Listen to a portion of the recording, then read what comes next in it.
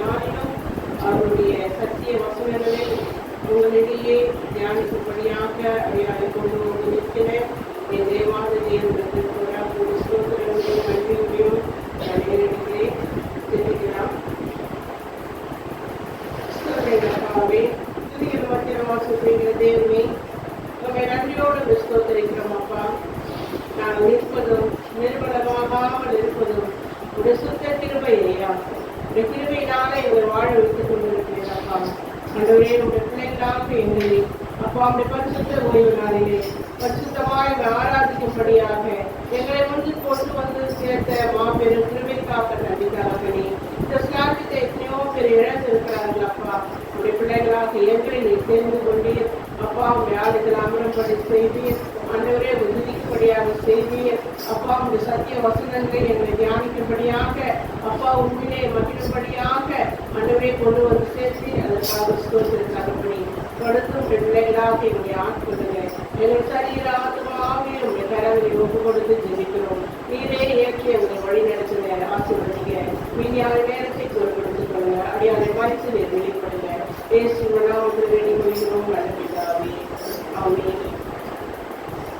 நான் மெசேஜ் தியானிக்கிறதுக்கு முன்னதாக மெசேஜ் முடிஞ்சிருச்சு. எப்படி சொல்லுங்க?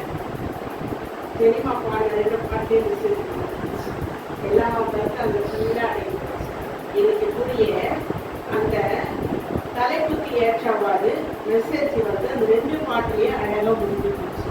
காலை மலர்ந்து மாலை மறையும் பூவை போல் வாழ்க்கை, கர்த்தரோடு இணைந்து வாழ்வது அது வேறு. காலை மலர்ந்து மாலை மறையும். என்ன மறைந்து மறைவு தோன்றி மறையும். அது போலதான் ஒரு மனிதனுடைய வாழ்க்கை இருக்கு. இரவு படுத்துற காலையில எழுந்துக்கிறது நிரந்தரம் இல்லை. காலையில வேலைக்கு போயிட்டு ஈவினிங் வரவங்களுக்கு நிரந்தரம் கிடையாது. நல்லா இப்ப பேசிட்டு போனாப்பா டக்குனு மாட்டாங்க. இது போலதான் மனிதனுடைய வாழ்க்கை இருக்கு. இப்படி மறைகிற வாழ்க்கையில நம்ம யார் அட்டி வாழ்றோமா? கர்த்தரை அட்டி வாழ்ந்து போறோம். அவரோடு இணைந்து வாழ்ற வாழ்க்கை தான் மேன்மை உள்ள ஒரு வாழ்க்கை. அவரோடு இணைந்து வாழும்போது தான் நம்ம வந்து பாவ கட்டிலிருந்து என்ன ஆக முடியும்? விடுதலை ஆக முடியும். இன்னைக்கு என்ன தலைப்பு? பாவ கட்டிலிருந்து விடுதலை. எப்படி பாவ கட்டிலிருந்து நம்ம விடுதலை ஆக முடியும்? நம்மளுடைய பாவங்களை போக்குறதுக்காக ஒருத்தர் நாள் ஆயிருக்கிறாரு. இந்த உலகத்துக்கு வந்து பலியாயிருக்கிறாரு. அவரை எத்தனை பேர் நம்ம எப்படியா எந்த நிலையில எந்த வழியில நம்ம ஆராய்ச்சி கொண்டிருக்கிறோம்? அது ஒரு பெரிய கேள்விக்குறியாவே இந்த நாள் வரைக்கும் இருக்கிறது. கர்த்தர் மேல வந்து நம்பிக்கையா இருக்கிற மனுஷன் பாக்கியவான். அப்போ அந்த நம்பிக்கையை வைத்து அவர் பேரிலே பற்றுதலா இருந்து அவருடைய வழிகளை நாம் கடைபிடிக்கும் பொழுது நம்ம எப்படியா இருக்கிறோம்? பாக்கியவான்களா இருக்கிறோம். அப்போ அதற்கு புறம்பே நடக்கும் பொழுது இஷ்டம் போல வாழ்வது வாழற வாழ்க்கை அல்ல. துஷ்டதனம் செய்கிறது மனிதர்களுக்கு அது அழகும் அல்ல. இதை நம்ம தெரிஞ்சுக்கணும். அதுதான் ஒரு பாட்டு பாடு. இஷ்டமோட வாழ்றது வாழ்க்கை இல்லை. ஒரு கிறிஸ்துவ வாழ்க்கை இப்படித்தான் வாழணும். கடவுள் வந்து நடைமுறை வாழ்க்கையில நமக்கு நடந்தே அவர் சொல்லிட்டு இருக்காரு. கடவுள் வந்து இந்த உலகத்துல வாழ்ந்தா தெரியும் அவருக்கு என்ன கஷ்டம் இருக்கு. மனுஷன் வாழ்ந்துருக்கிற வாழ்க்கை அவருக்கு என்ன தெரியும் ஒரு கேள்வி. ஆனா வாழ்ந்து காட்டிட்டு போனார். ஏன்னா இப்படிலாம் நம்ம மக்கள் கேட்பாங்க. ரொம்ப புத்திசாலியான பிள்ளைங்க ரொம்ப தந்திரமுள்ள பிள்ளைங்க கேட்பாங்க. அவர் என்ன பண்ணாரு? இந்த உலகத்துல மனித அவதாரம் எடுத்து என்ன பண்ணாரு? 2000 ஆண்டுகளுக்கு முன்னதாகவே என்ன பண்ணாரு? இந்த உலகத்துல வந்து ஒரு மனுஷகுமாரனா அவதரித்து ஒரு மனுஷன் எப்படியா இந்த உலகத்துல வாழணுமோ, சிறிய பிள்ளையில இருந்து எப்படி வாழணுமோ, 30 வயசு வரைக்கும் எப்படி வாழ்ந்து அதன் பிறகு கடவுளுடைய கற்பனைகளை அவருடைய நீதி நியாயங்களை மற்றவர்களுக்கு எடுத்து சொல்லி என்ன பண்ணாரு? அவரு மறைத்து 3ஆம் நாள் உயிரோடு எடுத்து இன்றும் ஜீவித்துக் கொண்டிருக்கிறார். ஆமென். அது போலதான் நம்ம என்னதான் நம்ம படிச்சாலும் ஒரு 30 வயசு வரும்பொழுதுதான் நமக்கு எல்லா தெளிவும் வரும். அது வரைக்கும் ஒரு தெளிவில்லாத ஒரு வாழ்க்கை தான் இருக்கும். நம்ம என்னுடைய வாழ்க்கையில கூட எடுத்துக்கலாம். ஒரு 30 வயசுல தான் எனக்கு வந்து எல்லா தெளிவும் வரும். அது வரைக்கும் ஒரு சொன்ன மாதிரி தான் இதை போட்டா என்ன வரும்ன்றது கூட எனக்கு தெரியாத ஒரு வாழ்க்கை வாழ்ந்து கொடுத்தாங்க. ஆனா பைபிள் படிப்போம், ஜெபம் பண்ணுவோம், எல்லாம் செய்வோம். ஒரு 30 வயசு வரும்பொழுது நமக்கு கடவுளுடைய ஞானம் தானா நமக்கு முடியும். 30 வயசுல இப்போ வந்து பைபிள் தியானம் எடுக்கிறவங்கலாம் வந்து 25 வயசு ஆகணும். அவங்க 25 வயசு அவங்க போயிட்டு கிளாஸ் எல்லாம் முடிச்சுட்டு வரதுக்குள்ள அவங்க கரெக்டா தான் இருக்கும். 30 வயசு வரும். 30 வயசு வந்த பிறகு அவங்க என்ன பண்ணுவாங்க, பைக்கை கையில தூக்குவாங்க. தூக்கி எடுத்து அதுக்காக உழைக்கிறவங்க அநேகர், அதுபடி நடக்கிறவர்கள் அநேகர், சாட்சியா நிற்கிறவர்கள் அநேகர். ஒரு சிலர் பண்ற ஒரு காரியங்களுக்கால வந்து ஆயிரங்களுடைய பெயர்களோ இல்லை மிஷினரிகளுடைய பெயர்களோ என்ன பண்ணலாம், யூசிக்கப்படலாம். ஆனா எல்லாருமே அப்படி இல்லை. எல்லாருமே கஷ்டப்பட்டு படிச்சு இன்னைக்கு முன்னுக்கு வந்திருக்கிறாங்க. இந்த 5 வருடம் வந்து பைபிள் தியானம் மட்டும் நடக்காது. ஒரு ஆயர் வந்து என்னென்ன கஷ்டப்படணும், என்னென்ன எப்படி எப்படி நடக்கணுன்றதெல்லாம் அது ஃபுல்லா ட்ரைனிங் பண்ணணும். அவங்க சாப்பாட்டுல இருந்து படுக்கையில இருந்து அவங்க எப்படிலாம் வாழ்ந்துக்கணும், எப்படி வந்து நடந்துக்கணுன்றதெல்லாம் கூட அவங்களுக்கு என்ன ஆகும், கிளாஸா கொடுப்பாங்க. நடைமுறை வாழ்க்கையே கொடுப்பாங்க. ஏடா கூடமா ஒரு இடத்துல விடுவாங்க. இன்னைக்கு எங்க அண்ணன் பிள்ளை வந்து ஐருக்கு படிக்க போயிருக்கா. 3 நாளைக்கு ஒரு முறை தான் தண்ணி வரும். எத்தனை குடம் தெரியுமா? ஒருத்தருக்கு 3 குடம். அதை வச்சு 3 நாளைக்கு வச்சு எல்லாமே குடிக்கிறது, எல்லாம் குடிக்கிற எல்லாமே வந்து அந்த தண்ணி தான். இதில் நான் போட்டுட்டோம்னு சொல்லி 2 நாள் கழிச்சு அவரோட கஷ்டமா எனக்கு இருக்கிறவங்க. அப்போ எல்லா வகையிலும் கஷ்டங்கள் இருக்குது. ஆனா கஷ்டப்பட்டு அவருடைய வழியிலே என்ன பண்ணணும், சிலுவை எடுத்து கொண்டு ஏனை பின்பற்றுகிறார்கள். அப்போ அந்த வார்த்தைக்கு நம்ம உகந்தவர்களாக மாற்றிக்கொள்ள வேண்டும். இன்றைக்கு விடுதலை பயணத்தை நம்ம பார்ப்போம் இல்லையா? யாத்திராகும் என்ன சொல்லப்பட்டிருக்குது, இஸ்ரவேலை வந்து வழிநடத்தி நல்ல ஒரு தெரிஞ்ச ஒரே பாடமாக தான் நமக்கு கடவுள் சொல்லியிருக்கிறார். அப்போ அந்த நடக்கையில் அவர் கொண்டு வரும்போது பார்வோனுடைய இருதயத்தை யார் கடினப்படுத்துறது? பார்வோனை கடினப்படுத்தினாரு இல்ல, கர்த்தர் கடினப்படுத்தினாரு. நான் கடினப்படுத்துவேன் அவரே சொல்றேன். அவர் கடினப்படுத்துறாரு. ஏன் கடினப்படுத்துறாரு? அவருடைய பிள்ளைகளுக்கு விசுவாசத்துல அவங்க என்ன ஆகணும், உறுதியாகணும். என் பிள்ளைங்க அடையாள அற்புதங்களை கண்டாதான் என்ன பண்ணுவாங்க, நம்பிக்கைப்படுவாங்க. ஏன்னா எல்லாம் அடையாளத்தை கேட்கிறோம். யாரு? இஸ்ரவேல் மக்கள் அடையாளத்தை கேட்கிறவங்க. அப்போ ஒரு அடையாளம் அவங்களுக்கு கொடுக்கப்படணும். அதனால வந்து என்ன பண்றாரு, எகிப்தியரை வந்து என்ன பண்றாரு, நிர்மூலமாக்கணும். அப்பதான் இவங்க என்ன பண்ணுவாங்க, நம்பி என்ன பண்ணுவாங்க, வருவாங்கன்னு சொல்லி அவங்களுக்கு என்ன பண்றாரு, அடையாளத்தை கொடுக்குறாரு. என்ன பண்ணாங்க, நாம வந்து அப்ப கூட வந்து அவங்க கொடுக்குறாங்க. என்னன்னு அவரு 10 வாதைகள் உண்டு பண்றாரு. 10 வாதைகள இருந்து அவங்களுக்கு என்ன வரல, நம்பிக்கை வரல. ஒன்னாவது கூட்டி இவங்க வந்து அங்கேயே விட்டுருக்காங்க, நாங்க என்னாந்துருப்போம், அங்கேயே சேர்த்துருப்பாங்க. பிறந்த குழி இல்லைன்னா இவங்க ஒன்னாந்தத்துல கொண்டு வந்து சேர்த்தீங்க சொல்லிட்டு அப்படி முழுமுறுக்கிறாங்க. இத்தனையும் அவங்க கடந்து வந்துதான் என்ன சொல்றாரு, கடவுள் என்ன சொல்றாரு, மோசே என்ன சொல்றாருன்னா, கடவுள் சொல்றாரு, இன்று காண்கிற எகிப்தியரை நீங்க என்ன பண்ண மாட்டீங்க, இனி காண மாட்டீங்க. அப்போ கடவுள் எவ்வளவு வளர்ந்து உள்ளவர் பாரு. அவருடைய பிள்ளைகளை வந்து மகத்துவமாய் அதிசயமாய் அற்புதமாய் நடத்த வேண்டும் என்பதுதான் அவருடைய ஆசை. அவருடைய பிள்ளைகள் வந்து அவரை பரிசுத்த ஓய்வு நாளிலே அவருடைய ஆலயத்திலே அவரை வந்து ஆராதிக்கணும், துதிக்கணும்ன்றதுதான் அவருடைய ஆசை. நம்ம எப்படி நினைக்கிறோம்? நம்மளுடைய ஆசையெல்லாம் எதை பற்றி கொண்டிருக்கிறது? இந்த உலகத்தை பற்றி கொண்டிருக்கிறதா? இந்த ஆண்டவராக இயேசு கிறிஸ்துவை நாம் இந்த பரிசுத்த ஓய்வு நாள் 7 நாளை கடவுள் உண்டாக்கினாரு. 7வது நாளை பரிசுத்தப்படுத்தி இருக்கிறாரு. இந்த நாளில போய் நம்ம கடவுளை நான் பரிசுத்தமா ஆராதிக்கணும், நான் துதிக்கணும், அவருடைய சமூகத்துல 1 மணி நேரம் ஆகியும் நான் செலவிடணும். ஏன்னா எனக்காக இந்த உலகத்துல வந்தாரு, எனக்காக இந்த உலகத்துல வந்து புதிய ஜீவனை எனக்கு கொடுத்தாரு, நான் கிறிஸ்தவர் என்ற நாமத்தை நான் தெரிந்து கொண்டு இருக்கிறேன் என்று அவருடைய நாமங்களை உச்சரிக்க என்னுடைய இருதயத்துல கொழுந்து கொண்டு எரிகிற அந்த அன்பை குறித்து நான் ருசித்து இருக்கிறேன். எத்தனை பேர் இன்னைக்கு கர்த்தருடைய ஆலயத்தை வந்து நாம் அமர்ந்து கொண்டிருக்கிறோம். அவருடைய அற்புதங்களாகவும் அதிசயங்களாகவும் நம்மளை விலக பண்ணி உட்கார வச்சிருக்கிறோம். கர்த்தருடைய அற்புதத்தை காணாத மனுஷர்கள் யாருமே இல்லை. நம்ம வந்து ஒவ்வொரு வியாதியிலும் இருந்து விடுவித்து கடவுள் நம்மளை வந்து உட்கார வச்சிருக்காரு. அப்போ அவருக்கு நம்ம எப்படியாக நாம் வாழ்ந்து கொண்டிருக்கிறோம், இதுதான் அவர் கேட்கணும். உன் முழு இருதயத்தோடும், உன் முழு ஆத்மாவோடும், உன் முழு பலத்தோடும் என் மேல் அன்பு கூறுவாயாக. எப்படி முழுமையை நம்ம எப்படி கொடுக்கணும்? ஒரு பாடத்துல கூட என்ன பண்றோம், கரெக்டா முடிக்கணும்ப்பா, ஃபுல்லா முடிச்சாதான் என்ன ஆகும், முழுமாடிக்கும். இதெல்லாம் கொஞ்சம் குறையா இருந்தா கூட என்ன ஆயிடும், வேற ஆயிடும் இல்லையா? ஒரு ப்ராஜெக்ட் என்ன பண்றோம்னா அப்போ அது என்ன ராசி முழுக்க உட்காந்து என்ன பண்றதுக்காக நம்ம முயற்சி பண்ணுவோம். ஆனா 1 மணி நேரம் எனக்காக வந்து இந்த டைம் டேபிள் ஜாப் பண்ணுங்க, நைட்ல என்ன அதுக்கு செலவிடுறதுக்கு என்ன பண்ணுவோம், யோசிப்போம். தூக்கம் வருது, டயர்டா இருக்கு, கை கால் அசதியா இருக்கு, இதுக்கெல்லாம் எனக்கு கஷ்டம் தெரியுமா? யாருக்குதான் கஷ்டம் இல்லை.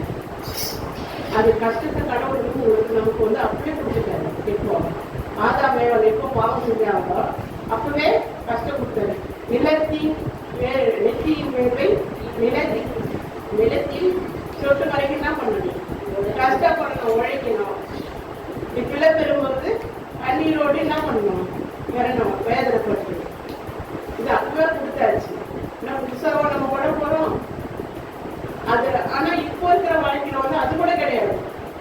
போய் உட்கார்ந்து நல்லா அழகா வேலையை முடிச்சுட்டு வெட்டிட்டு பேசிட்டு கொண்டு வர வேலைதான். பயிர்ல போயிட்டு வேலை செய்யறதோ, கிளை கொத்துறதோ. கிளை கொத்துறதுன்னா அது ஈஸியான வேலையாமா? அம்மா அவங்களுக்கு தெரியும். அம்மா ஈஸியான வேலையாது. இங்க இருந்து ஒரு காமி கொடுத்துனா என்ன எவ்வளவு தொழில் கொத்திட்டு போவாங்க தெரியுமா? இடுப்பு, காலு, கை எல்லாமே தோல்வி எல்லாமே வலி கொத்திட்டே போறது. அப்படி அது எவ்வளவு கஷ்டம். அரைப்பறக்கிறதுனா அது ஈஸியான வேலையா? இல்ல. ஏர் விடுறதுனா ஈஸியான வேலையா? போட்டு அழுத்தி பிடிச்சிக்கணும், என்ன பண்ணணும், ஏர் ஓட்டணும், சேர்ல நிக்கணும். கொஞ்ச நேரம் தண்ணியில இருந்து வந்துட்டா சோப்பு இருந்து வந்தா வந்து போடுவோம். அப்ப நாள் முழுக்க வந்து சேத்துல இருந்து வேலை செய்யறதுக்கு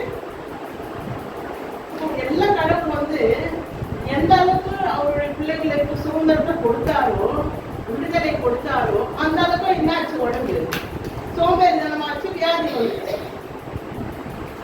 அப்போ கடவுள்கிட்ட நம்ம என்ன பண்ணோம், இதெல்லாம் பார்க்கும்பொழுது ஒன்றுமே இல்லை. சில விஷயங்கள வந்து எங்க குக்கிங் சட்டம் வந்துருச்சு. அப்போ எங்க பெரியம்மா நான் சொன்னான், ஏன் இப்படி சட்டை படிக்கிறீங்க, சட்டை படிக்காதீங்க, இதெல்லாம் ஒரு விஷயமே கிடையாது. நான் கூட இதெல்லாம் ஒன்று கேட்கும்போது ரொம்ப கஷ்டப்பட்டேன். சின்ன சின்ன விஷயத்து கூட நான் அழுதுருவேன்.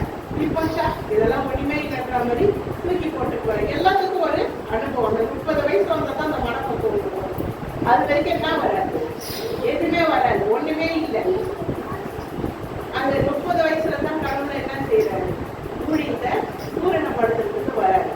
அப்போ நம்ம பூரணமாகணும்னா நம்ம ஒரு ஏஜ், அது வரைக்கும் நம்ம என்ன பண்ணுவோம், கஷ்டத்தை அனுபவிப்போம். ஆனா அது தெரியாது. தவறுதலான வழியில் நடக்கும், அது தெரியாது. ஆனாலும் வந்து எல்லாரும் பெற்றோர் வந்து அவங்களுடைய ஜபத்தினாலும் அவருடைய கிரிகளினாலும் என்ன பண்றோம், நம்ம வழி நடத்தப்பட்டு கொண்டு வருகிறோம். இவைகளெல்லாம் நாம் எதுக்கு சொல்றேன்னா, கடவுள் வந்து பாவ கட்டியிலிருந்து நம்மளை விடுதலை ஆக்கணும்னா நாம் அவரோடு இருந்தா தான் அவர் என்ன பண்ணுவாரு, நம்மோடு. ஒரு பாட்டு இருக்குதுல்ல, நாம் அவரோடு இருந்தா தான் அவர் என்னோடு இருப்பார். உலக வாழ்க்கை வேண்டாம். உலக வாழ்க்கை எல்லாம் கொஞ்ச நாள் வாழ்க்கை தான், எப்ப மாறியாலும் தெரியாது. அதனால வந்து நம்ம யாரைதான் அண்டி இருக்கணும், ஆண்டவராகிய இயேசு கிறிஸ்துவை அண்டி இருக்கணும். அதுதான் வந்து ரோமர் எழுதின திருப்பத்துல நம்ம பார்க்கிறோம். ரோமர் 8 எடுத்து வாசிக்கணும்.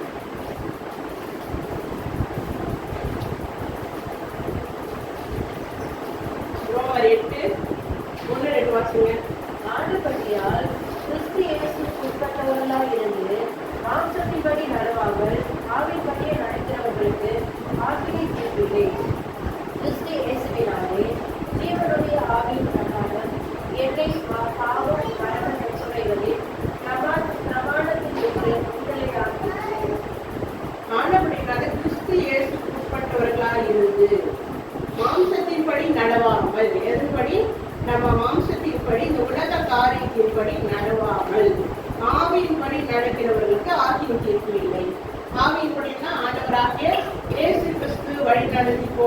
சொல்லிட்டு போன உண்மைகளை கடைபிடித்து அதன்படி நடக்கிறவர்களுக்கு என்ன இல்லை? ஆக்கிர தீர்ப்பு இல்லை. அவர்கள் மறித்தாலும் மறுபடியும் உயிரோடு அவரோடு கூட வாழணும். நித்திய வாழ்க்கை, அதுதான் மகள் வாழ்க்கை. கடவுள் சொன்ன வார்த்தை பேரின்ப வார்த்தை, அதுல நிலைச்சிருந்தா நமக்கு என்ன வாழ்க்கை? நித்திய வாழ்க்கை. நித்திய வாழ்க்கைன்னு முடிச்சுங்களா? அதான் அவர் பாடின 2 பாட்டே மெசேஜ் முடிஞ்சு போச்சு. நம்ம பாடல் பாடும்போது ஏதோ பாடுறது இல்லை, இதெல்லாம் ஆவியானவர் ஒன்று சேர்க்கிறது. இப்ப அவங்க வீட்டுல இருந்து வர, நான் எங்க வீட்டுல இருந்து எனக்கு அவ சொன்னது நைட்டு தான் சொன்னான். நைட்டு என்னால ப்ரிப்பேர் பண்ண முடியல, காலையில தான் படிச்சுட்டு வரேன். படிச்சுட்டு கடவுள்கிட்ட ஒப்படைச்சிட்டு வர, சுவாமி நீங்க பேசுறது. ஆவியானவர் இடைக்கு வர்றாரு, அவர் இடத்துல பாட்டு கொடுக்குறாரு, என் இடத்துல மெசேஜ் கொடுக்குறாரு. ஆனா ரெண்டும் என்ன ஆகுது? ஒன்னோட ஒண்ணு இணைஞ்சிருக்கு. இதான் பரிசுத்த இணைக்கிறது. கடவுளுடைய பரிசுத்த பிரசன்னம் அமிதமாக இங்க துணித்து கொண்டு இருக்கிறது. ஆட்கள் என்ன இல்லை, இங்க இல்லை. வருகிறவர்கள் கூட என்ன இல்லை, இன்னைக்கு ஆப்சென்ட் பாருங்க. அப்போ கடவுளை தொழுது கொள்றதுக்கு எவ்வளவு தாமதம் பத்தியா? முதலாவது தேவனுடைய ராஜ்யத்தையும் அவருடைய நீதியும் தேடுங்கள், அப்போது இவைகள் எல்லாம் கூட்டி கொடுக்கப்படுகிறார். நம்ம எங்க போனாலும் முதல்ல தேவனுடைய ஆலயத்திற்கு போயிட்டு அதுக்கு போகணுன்ற முடியாதுன்னா யாருக்குமே வர்றது கிடையாது. ஆலயம் தானே கிருபை நாட்கள், அதனால எல்லாம் நமக்கு மன்னிக்கப்பட்டு கொண்டு இருக்குது. கடவுள் திருந்துவாங்க, இந்த மாதிரி இன்னும் கொஞ்ச நாளைக்கு இருக்கட்டும். கடவுள் நமக்கு ஆசீர்வாதங்கள் வேணும், சுகம் வேணும், கடவுள் எடுத்திருந்து எல்லா காரியங்களும் வேணும். ஆனா அவர் தொழுது கொண்ட காரியத்தை கொண்டு என்ன பண்ணுவோம்? பின்தங்கி இருக்கும், ரொம்ப அஜாக்கிரதையா இருக்கும், கேர்லெஸ்ஸா லேசியா இருக்கும். நமக்கு என்ன வந்துச்சுன்ற மாதிரி இருக்கும். அப்படிலாம் இருக்கிறது. கர்த்தருக்கு நீங்க பதில் சொல்லணும். யாருக்கு? கர்த்தருக்கு பதில் சொல்லணும். ஏன்னா அவருக்கு சத்தியம் துணிச்சு போட்டுதான் இருக்கு அவருடைய ஆலயத்துல. அதாவது பிபிஎஸ்ல இருந்து சின்ன வயசுல இருந்தே ஒரு பாட்டு, ஆலய மணி என்னை அழைக்குதே. ஆண்டவர் ஆலயத்துல என்ன பண்ணுது? சேர்த்துதான். அது ஒரு ஜீவக்கல் இணைதான். எப்படி ஜீவக்கல் இணையுது? ஒன்றா சேர்த்து ஜீவக்கல்லாக இணைகிறது. மாளிகை முழுவதும் அவருடைய மகிமையினால் நிறையுது. சின்ன வயசுல இருந்தே நமக்கு கொடுக்கப்பட்டுள்ள பாட்டு. இவங்கெல்லாம் நாம சின்ன வயசுல கற்றுக்கிறது இன்னும் அதுதான் அது மனசுல கிரிய செய்வது. அப்போ நாம தூங்கி எழுந்த சமயம் நமக்கு என்ன வரும்? இன்னைக்கு பரிசுத்த ஓய்வு நாள். ஆலய மணி சத்தம் கேட்ட உடனே இப்பெல்லாம் நீங்க இன்னும் கொஞ்ச நாள் போனா என்னோட மணி போட்டா அந்த சத்தம் கேட்ட உடனே கடவுளுடைய மணினா இருக்கு அடிக்குது. நம்ம போனோம்னா எல்லாருடைய மனசுலயும் வரும். அப்போ கடவுள் அவருடைய ஜீவக்கல்லோடு நம்ம என்ன பண்ணணும்? அவரோடு இணையணும். அவருடைய நம்மளுடைய மாளிகை முழுவதும் ஆண்டவராக இயேசு கிறிஸ்துவின் நம்ம இசைந்தவர்களால் கட்டப்பட வேண்டும். ஒவ்வொரு அடியும் என்ன பண்ணணும்? அவரோடு சேர்ந்து வாழணும். உம்மோடு நான் இருந்தால் உம்மை போல் மாறிடுவேன் ஏசையா, உம்மை போல் மாறிடுவேன். உம்மோடு நான் இருந்தால் உம்மை போல் மாறிடுவேன் ஏசையா, உம்மை போல் மாறிடுவேன். உலக வாழ்வு மனிதனையா, உலக வாழ்வு மனிதனையா, உலக வாழ்வு உன்னையா, உலக வாழ்வு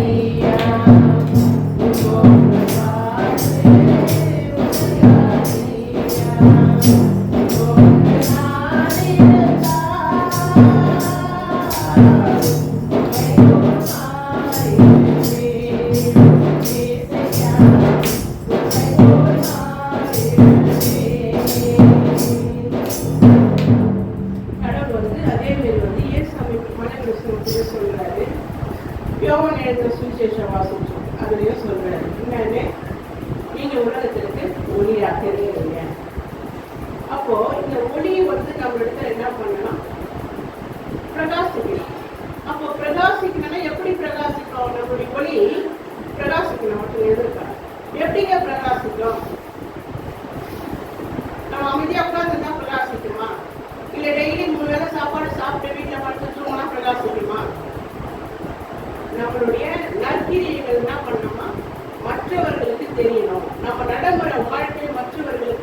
தெரியணும். மலையின் மேல் இருக்கிற பட்டணம் மறைந்திருக்க மாட்டாது. அப்போ நம்ம என்ன பண்ணோம், எல்லாருக்கும் தெரியணும். யார் கேட்டாலும் நம்ம பற்றி என்ன பண்ணணும், அந்த பிள்ளைங்களா, அந்த பொண்ணா சொல்லணும், அந்த ஐயாவா சொல்லணும். அப்படியா ஒருத்தர் இருக்கிறாரா, அப்படியா தெரிஞ்சுங்களே என்ன அது பிள்ளைங்க சொல்லி, ஓ அவங்க வீடா, அங்க இருந்து போகணும். ஆனா இதே வந்து ஒரு பிரபலமான ஒரு ஆளுங்களை கேளுங்க, டக்குன்னு சொல்லுவாங்க அந்த ஐயாவா இருக்கிறாங்க சொல்லுவோம். அது போல நம்மளுடைய நற்கிரியைகள் மத்திய சுவிசேஷம் 5ஆம் அதிகாரத்துல மலை பிரசங்கம் அதுல வந்து 16, 17 பார்த்தோம்னா நம்மளுடைய நற்கிரியைகள் வந்து படிங்க வைத்துங்க. இவ்விதமாய் மனுஷர்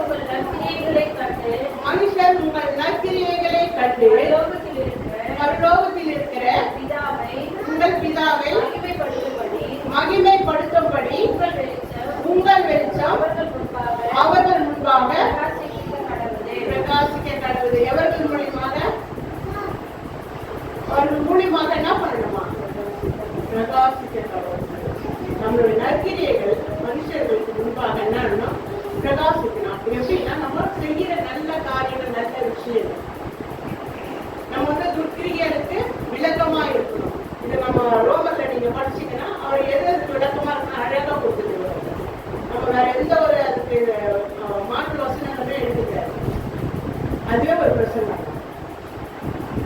அப்போ இந்த துர்க்கிரியைகளை என்ன பண்ணணும், விட்டு விடணும். நற்கிரியைகளை கடைபிடித்துக் கொள்ள வேண்டும். நல்ல கிரியைகள் நம்ம மனசுல எதெல்லாம் மற்றவங்களுக்கு செய்யணும்னு நினைக்கிறோமோ அதெல்லாம் நல்ல கிரியைகள். செய்யணும்னு நினைக்கிறது சாந்த குணம் உள்ளவர்கள் பாக்கியவான்கள் மத்திய 5ஆம் வசனத்துல அதிகாரத்துல படிக்கிறோம் இல்லையா? அந்த சாந்த குணம் நம்ம இடத்துல வந்தா நற்குணம் நம்ம இடத்துல தானா வந்து. அப்போ இந்த நற்குணங்கள் வந்துச்சுன்னா மற்றவர்களுக்கு நல்லது செய்யணும்னா ஆட்டோமேட்டிக் இது ரெண்டும் அப்படியே பின்னி இணைஞ்சிருக்கிறது தான். இது வந்து தனித்தனியா இருக்கிறது கிடையாது. சாந்த குணம் இருந்ததுன்னா எல்லாரும் நல்ல குணமும் வந்துடும். நம்ம நல்ல குணம் வந்துச்சுன்னா என்ன பண்ணுவோம், எல்லா நற்காரிகளும் பண்ணுவோம். அப்போ இது ரெண்டும் இணைஞ்சிருக்கிறது தான், இதை வந்து நம்ம வந்து பிரிக்க முடியாது.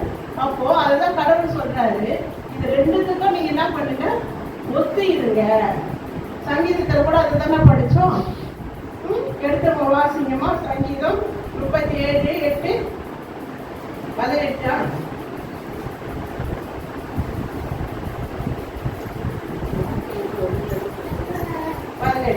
படிங்க. கோபத்தை நெகிழ்ந்து உக்கிரகத்தை விட்டுவிடு. பொல்லாப்பு செய்ய ஏதுவான எரிச்சல் யார் இடத்துல வேண்டாம், உன்னிடத்துல வேண்டாம். ஏன்னா இந்த பாவத்தை பிறப்பிக்கும். இது பாவ கட்டில இருந்து விடுதலை ஆகும் இன்னைக்கு இல்லையா? அப்போ இந்த பாவ கட்டை வந்து நமக்கு ஏற்படுத்தி கொள்ளாதபடிக்கு இது சொல்ற வசனம் தான். இது நமக்கு எச்சரிக்கை மாதிரி. நம்ம மறுபடியும் படிக்கணுமா? கோபத்தை நகிழ்ந்து உக்கிரகத்தை கோபத்தை என்ன பண்ண விட்டுட்டு, கோபம் வந்துச்சு அதனால பேசிட்டேன். அதனால இன்னைக்கு எத்தனை பேருக்கு இந்த கோபத்தினால என்னென்ன மன சஞ்சலங்கள் வேலையை கொலைய கூட பண்ணிடுறாங்க இல்லையா? அப்ப இந்த கோபத்தை தான் நான் சொல்றேன், விட்டுவிடு. படிமா. உக்கிரத்தை விட்டுவிடு. பொல்லாப்பு செய்யும் ஏதுவான எரிச்சல் உனக்கு வேண்டாம். பொல்லாப்பு செய்யக்கூடிய எரிச்சல் தான் எரிச்சலா இருக்குது, கோபமா இருக்குது. எனக்கு நான் என்ன பண்ணுவேன்னு எனக்கு தெரியாது. கோபப்படுறல அது வந்து என்ன பண்ணுமானால ஒரு பாவத்தை செய்ய வச்சுக்கோங்க. மற்றவங்க மனசை வந்து அது துன்பப்பட வச்சிடும். மற்றவங்க வந்து காயப்படுத்தும் அந்த வார்த்தை. அதை காயப்படுத்தின பிறகு அவங்க இடத்துல நீ மறுபடியும் சமாதானமா போகணும்னு நினைச்சாலும் அவர்கள் வந்து உங்க இடத்துல வந்து அந்த கண்ணோட்டத்திலேயே பார்ப்பாங்க. இதைகளை நாம் புரிந்து கொள்ள வேண்டும். அந்த எரிச்சல் வந்து இருக்கக்கூடாது. அதாவது கடவுள் எரிச்சலின் ஆவி உங்க இடத்துல இருக்கக்கூடாது. வீட்டுல வந்து கத்தி கித்தி பேசினா கூட அந்த எரிச்சலா பேசுற காரியங்கள் நம்ம இடத்துல இருக்குதுன்னா அதுக்காக என்ன பண்ணணும், ஜபம் பண்ணணும். ஆண்டவரே நீ காரியங்களை என்னை விட்டு வெளி போன சாமி, இதுக்காக நான் ஜெபிக்கிறேன், எனக்கு சாந்தம் பண்ண வேண்டும். அவன் எதை கொஞ்ச நேரம் உட்கார்ந்து ஏசப்பா ஸ்தோத்திரம் சொல்லிட்டு தண்ணி குடிச்சிட்டு உட்காரு. சாந்தமா இருக்கிறவங்க என்ன பாக்கியவாங்க. எரிச்சலா இருக்கிறவர்கள் பாக்கியவான்கள் இல்லை. எரிச்சலா இருக்கிறவங்க எதிர்ப்புரியவர்கள் துன்மார்க்கத்திற்கு ஏதுவாக போக பாருங்க. சாந்த குணம் உள்ளவர்கள் யாரு? நித்திய ஜீவனுக்குள் போக பாருங்க. எதை நீங்க தேர்ந்தெடுக்க பாருங்க. இதை நம்ம தீர்மானத்தின் விவரத்தை கடவுள் நமக்கு சொல்லி இருக்கிறார். எரிச்சலா இருக்கிறத விரும்புறீங்களா? கோபமா இருக்கிறத விரும்புறீங்களா? இல்ல சாந்தமா இருக்கிறத விரும்புறீங்களா? நற்காரியங்களை செய்ய விரும்புகிறீங்களா? இவைகளை நம்ம மனசுல வச்சுக்கணும். எது ஈஸி? நற்கிரியைகளை செஞ்சு நம்மளுடைய வெளிச்சம் எல்லாருக்கும் தெரிஞ்சு நல்ல குண லட்சணத்தோடு நம்ம வாழும்போது இந்த உலகத்திலையும் நற்பெயர் பெறுவோம். இந்த உலகத்திலையும் சாட்சியா வாழ்வோம். கடவுளிடத்திலும் சாட்சியா வாழ்வோம். பரலோக ராஜ்யத்திற்குள்ளும் பிரவேசிப்போம். நம்ம துர்குணத்தை உடையவர்களாக இருந்து கோபத்தையும் முக்கியத்தையும் கை கொண்டு எரிச்சல் அடைந்து மற்றவர்களை பேசிட்டு தூஷித்து அவர்களுடைய மனதை கஷ்டப்படுத்தி அவர்களை கொலை செய்கிற அளவுக்கு நம்ம தூங்குவோமானால், விபச்சாரம் பண்ணுவோமானால் நம்ம எப்படிப்பட்டவர்களா இருப்போம்? இரண்டாம் எரிகிற ஆக்கிய தீர்ப்புக்கு உட்பட்டவர்களாக இருப்போம். எதை நாம் தெரிந்து கொள்ள போகிறோம்? கடவுள் சொல்ற சில சமயம் நான் தீர்மானத்தின் விவரத்தை சொல்லுகிறேன். அது மாதிரி இன்னைக்கு என்ன பண்ணிக்கிறார் கடவுள் உங்ககிட்ட? தீர்மானமா ஒரு தீர்ப்பு எடுக்கிற ஒரு தீர்ப்பு என்ன பண்ணிக்கிறாரு? உங்க கையில கொடுத்திருக்கிறாரு. நீங்க யாரை குறித்து யோசித்துக் கொண்டிருக்கிறீர்கள்? ஆண்டவராக இயேசுவை குறித்தா, இல்ல இந்த உலக காரியம் இப்படியாக காணப்படுகிறதே என்று உலக காரியம் எதுவா இருந்தாலும் கடவுள் சரிப்படுத்த வல்லமை உள்ளவராக இருக்கிறார். அல்லேலூயா. அது என்ன விஷயமா இருந்தாலும் சரி, டாக்டரால் முடியாத காரியம் கூட அவர் முடித்து கொடுக்க வல்லமை உள்ளவராக இருக்கிறார். உன்னிடத்துல பணமே இல்லை என்றாலும் கூட உன் காரியங்களை அவர் முடித்து கொடுக்கவோ ஜெயத்தை கொடுக்கவோ அவர் வல்லமை உள்ளவராக இருக்கிறார். உன்னால உன்னுடைய சொந்த பலத்தினால முடியாததை அவர் செய்ய வல்லமை உள்ளவராக இருக்கிறார். நீ அறியாததும் எட்டாததுமான பெரிய காரியங்களை நான் உங்களுக்கு சேர்த்து தருவேன் என்று சொல்லி இருக்கிறார்கள். அப்பேற்பட்ட ஒரு வல்லமை உள்ள தேவனை வைத்துக் கொண்டு, செங்கடலை எட்டாக பிரித்தவரை நீங்கள் வைத்துக் கொண்டு, கண்மலையிலிருந்து தண்ணீரை ஊற்றாக வரப்பண்ணினவரை வைத்துக் கொண்டு நாம எதை நாடி ஓடி கொண்டிருக்கிறோம்? இந்த உலகத்தை நாடி ஓடி தேடி கஷ்டப்பட்டு கொண்டு கண்ணீரோடு வாழ்ந்து கொண்டு என்ன பண்றோம்? நம்மளை நாமளே காயப்படுத்தினோம். அவர் சொல்லி பிலிப்பியர் 4ஆம் அதிகாரத்தில் எல்லாவற்றையும் ஸ்தோத்திரத்தோடு கூடிய விண்ணப்பத்தினாலும் வேண்டுதனாலும் யாருக்கு தெரியப்படுத்துங்க? தேவனுக்கு தெரியப்படுத்துங்க. உங்களால கவலைப்படுறதுனால ஒரு முழத்தை கூட்டமோ குறைக்கும் உங்களால முடியாது. எல்லாம் நான் செய்ய வல்லமை உள்ளவராக இருக்கிறேன். எல்லாவற்றையும் நீங்க என்ன பண்ணுங்க? என்னிடத்துல ஒப்புக்கொள்ளுங்க. நான் செய்ய வல்லமை உள்ளவராக. நீ என்ன செய்ய போற எனக்காக? நீ செய்ய வேண்டிய கடமையை செய்தால் ஒழிய உனக்கு என்ன வராது? ரட்சிப்பு வராது இல்லையா? நான் இந்த உலகத்துல உனக்கு ரட்சிப்பை கொடுத்தேன், சுதந்திரத்தை கொடுத்தேன். சுதந்திரமா வாழ்ந்துட்டு இருப்பீங்க, எல்லாத்தையும் பெற்றுக்கொள்றீங்க. ஆனா நான் இங்க கேட்கறது என்னை ஆராதிக்க வேண்டும் என்று ஒரே காரியம் மட்டுமே. அது ஒன்னா செய்ய முடியல, ஒழுங்கா பண்ண முடியல. 6 நாள் உங்ககிட்ட கொடுத்துட்டேன். 6 நாள் என்ஜாய் பண்ண. 7ஆவது நாள் உடையாவது விழுந்துற கத்தருடைய ஆளுங்களை ஏன் தாமதிக்கிற? 7ஆவது நாள் ஏன் அவருடைய நாளை நீ ஏன் திருடுற? கடவுள் கேட்கிறது, என்னுடைய நாளை ஏன் நீங்கள் திருடுகிறீர்கள்? கர்த்தருடைய பரிசுத்த ஓய்வு நாளை பரிசுத்தமாய் ஆசரிக்க நினைப்பாயாக. இந்த தலைமையில உள்ள கடமை, தலைமுறைக்கு உள்ள கடமை. நம்ம நீங்க மட்டும் இல்லை, உங்க பிள்ளைங்களும் வரணும். அப்போ நீங்க உறுதியாக தான் உங்க பிள்ளைங்க என்ன பண்ண முடியும்? உறுதியா இருக்க முடியும். நீங்க நழுவிட்டீங்கன்னா உங்க பிள்ளைங்களாம் நழுவி போற பிள்ளைகளா தான் இருக்க முடியும். அதனால கர்த்தர் சொல்றாரு 2 நாள் ஆரம்பத்துல என்னங்க, நீங்கள் என்னோடு இருந்தா நான் உங்களோடு இருப்பேன். நீங்க என்னை விட்டுட்டீங்கன்னா நானும் என்ன பண்ணுவேன்? உங்களை விட்டுடுவேன். எவ்வளவு நாளைக்கு நான் மட்டும் உங்களை பிடிச்சி வச்சுக்கிறது? எவ்வளவு நாளைக்கு இருந்து நடக்குது? நீங்க என்ன சில விஷயங்களை சில காரியம் சொல்லுங்க. நீ எதுக்கு நீ சும்மா பிடிச்சி இழுத்து பிடிச்சிக்க? எவ்வளவு நாளைக்கு நீ பிடிச்சி வச்சுட்டு இருக்கு பாரு. விடாது இல்லை. கடவுள் என் இடத்துல ஒரு காரியம் கொடுக்கிறாருன்னா அது முடிகிற வரைக்கும் நான் என்ன பண்ணுவேன்? பிடிச்சி வைப்பேன். அது முடிஞ்ச பிறகு அது சமாதானம்ன்ற பிறகு நான் விட்டுடுவேன். அது மாதிரி சில காரியங்களை நம்ம இழுத்து பிடிச்சி வைக்கிறோம் இல்லையா?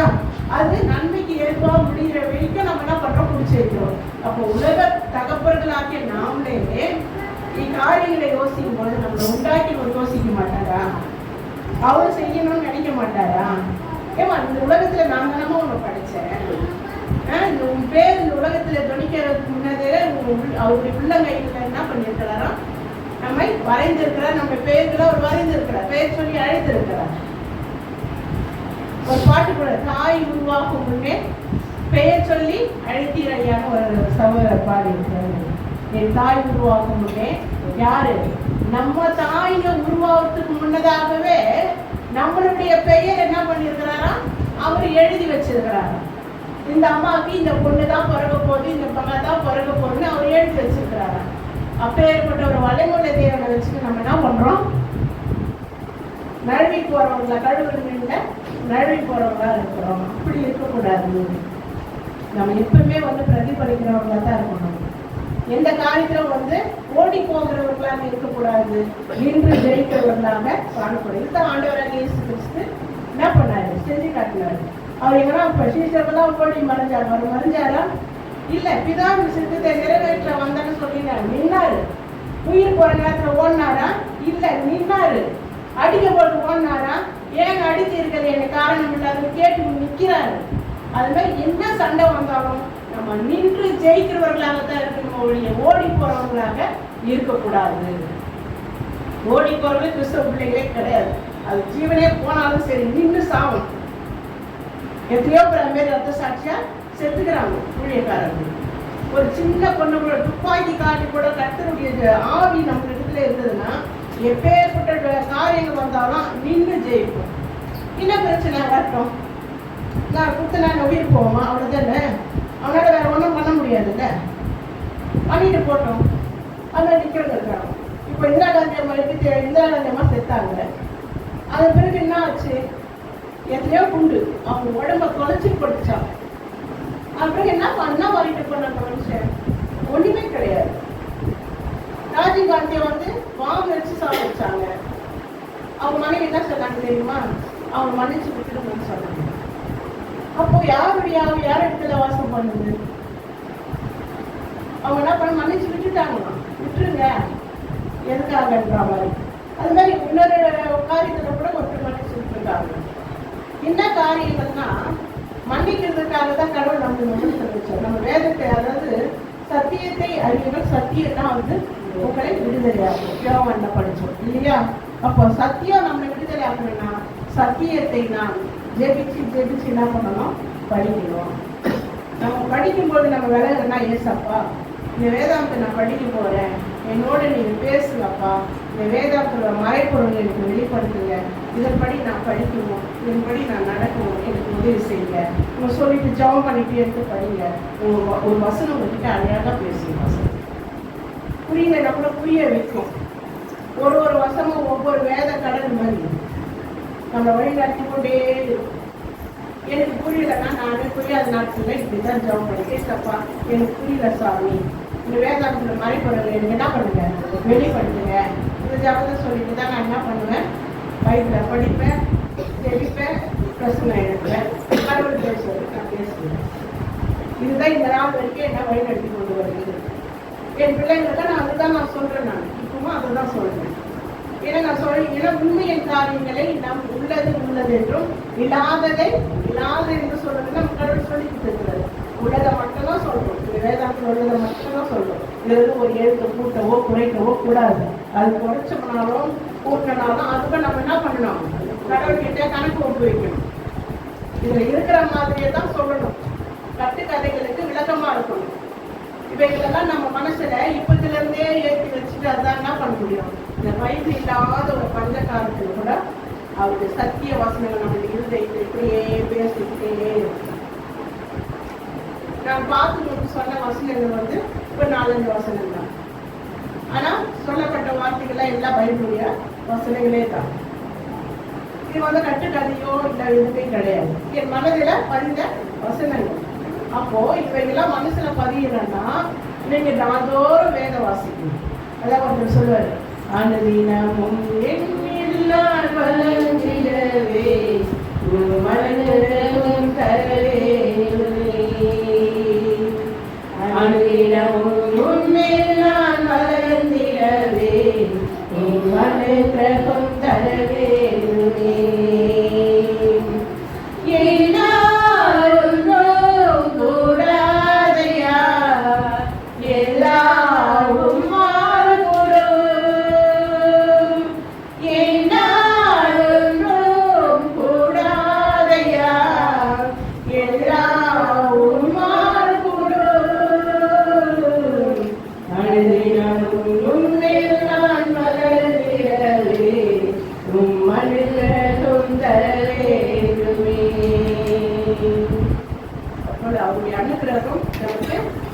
வரணும்னா அது தினமும் என்ன பண்ணலாம், அவர்ல நம்ம வளரணும். அதுக்கும் யாருடைய ஜபம் தான் தேவைப்படுது?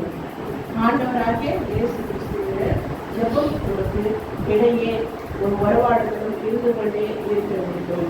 அப்படி இருக்கும் பொழுது தான் கர்த்தர் என்ன பண்ணுவாரு? பாவ கட்டில் இருந்து என்ன பண்ணுவாரு? விடுதலையாக்குவார். எப்படி எகிப்து ஜனங்களை இஸ்ரவேல் மக்களை வழிநடத்தி அவர்களை வனாந்தரத்தில் கொண்டு வந்து போஷித்து வழி நடத்தினாரோ அதே போல ஆண்டவராக இயேசு கிறிஸ்து இந்த உலகத்துல வந்து பாவங்களை மீட்கும் பொருளாக இந்த உலகத்துக்கு வந்து என்ன செஞ்சாரு? மனித அவதாரம் எடுத்து நமக்காக ரத்த சிந்தி நமக்கு ரட்சிப்பை கொடுத்து நாம் போய் ஒரு ஸ்தலத்தை ஆயத்தப்படுத்துவேன் என்று சொல்லி ஆயத்தப்படுத்திட்டு என்ன பண்ணியிருக்கோம்? வந்து கூப்பிட்டு போறதுக்கு ரெடியா வரப்போறாரு.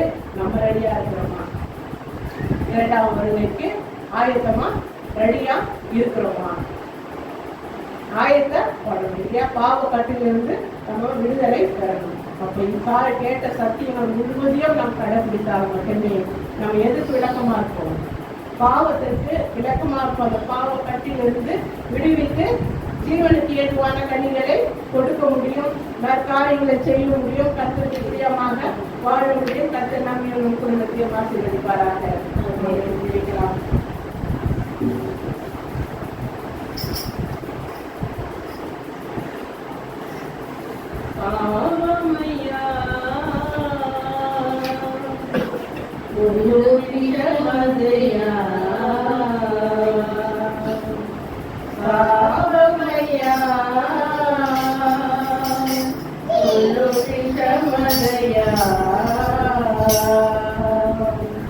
அன்பாய் பேசிடும் அறிவை மாற்றிடும், அன்பாய் பேசிடும் அறிவை மாற்றிடும், சொந்தம் கொண்டாடிய செய்திடும் இசை காட்சிடும் விஜனாகும்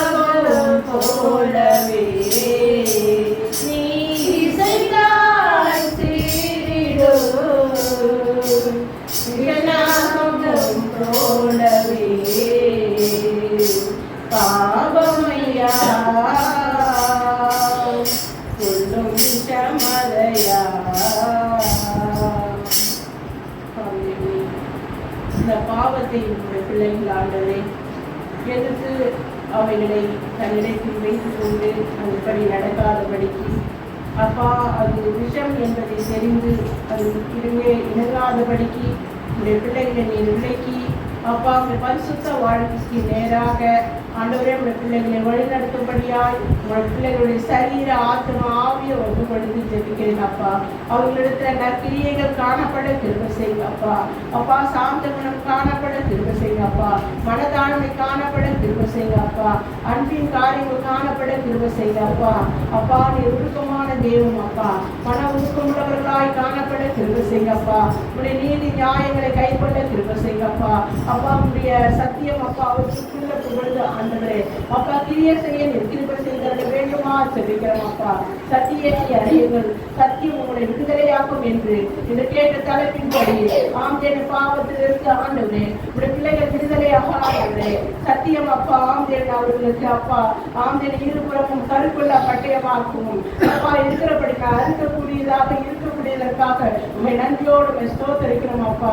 இருபுறமும் கருக்குள்ள பட்டயம் ஆண்டவரே அப்பா ஆம்தேன் அவைகளை இசைவாய் ஆண்டவரே அப்பா நீர் கட்டுகிறீர் ஆண்டவரே அப்பா உங்களுடைய பிள்ளைகள் ஆண்டவரே அப்பா அந்த கட்டில் இருந்து ஆண்டவரே அப்பா விடுதலையாக திரும்ப செய்தல் வேண்டுமாய் அப்பா அந்த சத்தியத்தை அப்பா அறிந்து கொண்டு அதன்படி நடந்து தன்னை பரிசுத்தப்படுத்திக் கொண்டு பரிசுத்த வாழ்க்கை வாழும்படியா உங்களுடைய பிள்ளைகளை கற்றுக் கொடுக்கும்படியா பிள்ளைகளுடைய சரீரத்தையும் ஆவியம் ஆத்மாவியம் அப்பா உடைய கடல்களை ஒப்புக் கொடுத்து ஜெபிக்கிறேன். நீரே ஏற்று அவர்களை வழி நடத்துங்க. நீ அந்த நேரத்தை கரங்களை ஒப்புக் கொடுக்கிறோம்.